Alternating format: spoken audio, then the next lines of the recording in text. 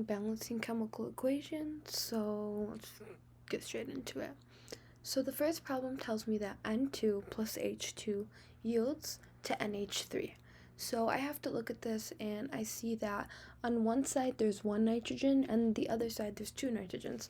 So my first instinct is to balance the nitrogens. Balance really just means make both sides have the equal amount of atoms on each side. So now I have two nitrogens and two nitrogens, so they're balanced. But now I have 6 hydrogens because this is a coefficient and this 2 basically says this. And there's a 2 right here. So the next thing we got to do is balance the hydrogens now. So now I have 6 hydrogens. So I go to this side and I notice that I have 2, and I know that 3 times 2 is 6. So I now have 3 hydrogens. You can choose to put a 1. You really don't need to. It's like evident, but yeah.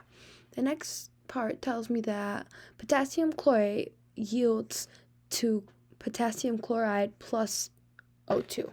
So I gotta look at both sides. So I know that on this side there's 3 oxygens and on this side there's 2 oxygens. So I know that I'm gonna have to establish a common ratio between the oxygens. And I know that the closest thing here is 6 because 3 times 2 is 6. So I'll put a 2 here. So now I have 6 oxygens and I put a 3 here. Now I have 6 oxygens. But now that the oxygens are balanced, I now have 2 potassiums and 2 chlorines. So I got to go here and I have 2 here. So I add a 2 here. So now I have 2 potassium and chlorines, 2 potassium and chlorines, 6 oxygens and 6 oxygens. And this problem is done. So now I have sodium chloride plus F2 yields to sodium fluoride plus chlorine, Cl2, So I look at this side and I see that there's 2 fluorines and there's only 1 here. So I already know I'm going to have to put a 2 here because I have to balance these. And then I look at this side and I now know that I have 2 sodiums, so I'm going to have to do the same here so I can balance these sodiums. But now I have 2 chlorines. But if I look over here, I already have 2 chlorines, so I don't have to do anything else. For 4 tells me that H2 plus O2 yields to H2O. So what can I do to balance these? I have 2 hydrogens, so this is balanced. But now I have 2 oxygens, so I have to add a 2 here. So now I have 2 oxygens, and I have 2 oxygens. But now I have 4 hydrogens. So I got to go all the way back over here. And one way to think about it is 2 times 2 is 4, or 4 divided by 2 is 2. And then you should put a 2 right behind this H2. So I'll start with the oxygens. I noticed that I have 2 oxygens right here, and I only have 1 right here. So I know I'm going to have a 2 by this H2O. So now that I have a 2 by this H2O, I have 4 hydrogens. And when I go to this side, there's H2, which is 2, and there's only 1 H here. So there's 3 total hydrogens. So what do I have to do? I have to put a 2 here, because these oxygens are balanced, so would it make sense to alter this one? And this lead is balanced. So now I have 2 hydrogens and 2 hydrogens, so 4 total, and 4 here. So now I have 2 oxygens and 2 oxygens. Then I got to look at my lead and my chlorine.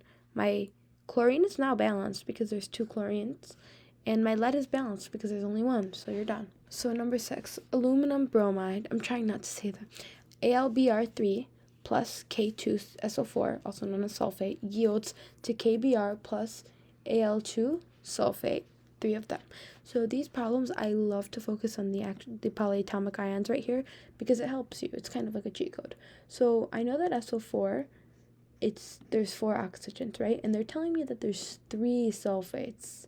So I know that 4 times 3 is 12, so there's gonna have to be 12 total oxygens. So there's 12 here, so I go back here, and I notice that there's only 4 here. So I know that there's going to have to be a 3 right here no matter what. So now I have my 12 oxygens. So now I have 12 oxygens, but now I have 6 potassiums. So I got to go back here, and I got to add a 6 right here, because now I have 6 potassiums. And then I look here, and now I have 6 bromines, and I only have 3 over here. So I have to add a 2 right here.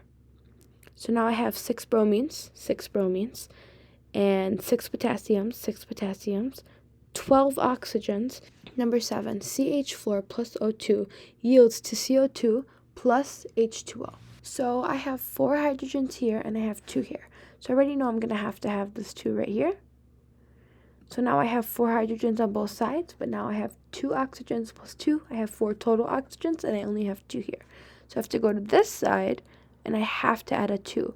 So now you have 2 oxygens times this 2, so it's 4 total. Then you have 2 plus these 2, so 4 total. You have 4 hydrogens, and you have 1 carbon and 1 carbon. So this equation is balanced. And again, you do not need to add this, but you can C3H8 plus O2 yields to CO2 plus H2O. So I know that these carbons are unbalanced, so I'm just going to start with balancing these carbons. So now I have 3 carbons and 3 carbons, but now I have 6 oxygens. Plus this one right here, that's 7. So, but I also know that I have 2 hydrogens here and I have 8 here. So this is going to have to be a 4, right? Because now you're going to have 8 hydrogens on both sides, so your hydrogens are balanced. So you do 4 times O, so you have 4 oxygens, plus these 6, so you have 10 total oxygens. So now what do I have to do to make 2 equal to 10? I got to put a 5, obviously. So now you have 10 oxygens and 10 oxygens. And then you have 3 carbons and 3 carbons, 8 hydrogens and 8 hydrogens. That is the end of my balancing video.